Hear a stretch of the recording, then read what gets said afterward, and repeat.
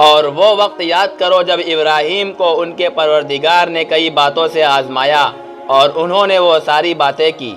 اللہ نے ان سے کہا میں تمہیں تمام انسانوں کا پیشوا بنانے والا ہوں۔ ابراہیم نے پوچھا اور میری اولاد میں سے؟ اللہ نے فرمایا میرا یہ عہد ظالموں کو شامل نہیں ہے۔